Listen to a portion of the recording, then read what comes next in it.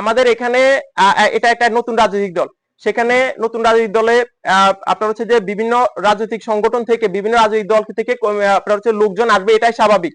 কিন্তু আমরা দেখতে পেয়েছি বিশেষ করে জামায়াত ইসলামী এবং যারা এক্স শিবির ছিল তারা আমাদের দলে আসছে। আমাদের দলে আসার পর তারা আমাদের যে পারপাস, আমাদের যে দল এনসিপি তাকে ওন করে না। আমরা বিভিন্ন কার্যক্রমে দেখেছি তারা তাদের যে আগের যে পূর্বের সংগঠন ছিল তারা তাদের প্রতি তাদের একটা যে প্রীতি এবং তাদের প্রতি তাদের একটা প্রেম সেটা এখনো রয়ে গেছে। আমরা কিভাবে প্রমাণ পেয়েছি?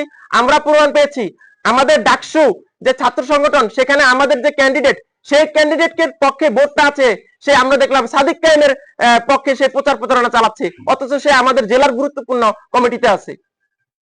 আপনার যে দ্বিতীয় প্রশ্নটা করতেছেন সেটা হচ্ছে যে আমরা আমাদের যে এক আসন থেকে যাকে আহ্বায়ক করা হয়েছে এবং প্রার্থিতা দেওয়া হয়েছে তার পক্ষে আমরা নির্বাচন মানে প্রচারণা করব কিনা, দেখেন আমরা বলছি যে দল যে সিদ্ধান্ত দিচ্ছে আমরা সেটা মানবো, কোনো সমস্যা নাই। কিন্তু দলের আমরা যে 72 ঘন্টা সময় দিছি, যে দল চাইলে এই যে কমিটিটা এটাকে পুনর্গঠন করবে, করে যারা এখানে আছে যাদেরকে নতুন কমিটি প্রদান করা হয়েছে তাদেরকে নিয়ে আমাদের সাথে বসুক, আমাদের সাথে বসার পর আমাদের সাথে যে একটা কমিউনিকেশন সেটা করিয়ে দিলে আমরা দলের সিদ্ধান্ত মেনে নিব। যদি 72 ঘন্টার মধ্যে তারা কোনো না করে 72 ঘন্টার ভিতরে দল যদি কোনো ধরনের পদক্ষেপ না নেয় এই কমিটি পুনর্গঠনের বিষয়ে, তাহলে আমরা এই কমিটি 72 জনের, আমরা এই কমিটির অধিকাংশ যেটা ম্যাক্সিমাম আমরা 40 জন আমরা পদত্যাগ করব। এবং নির্বাচন করবেন কিনা এনসিপি প্রার্থী?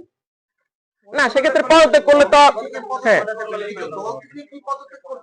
না, আমাদের যে জেলা কমিটি আছে জেলা কমিটি থেকে পদত্যাগ করব।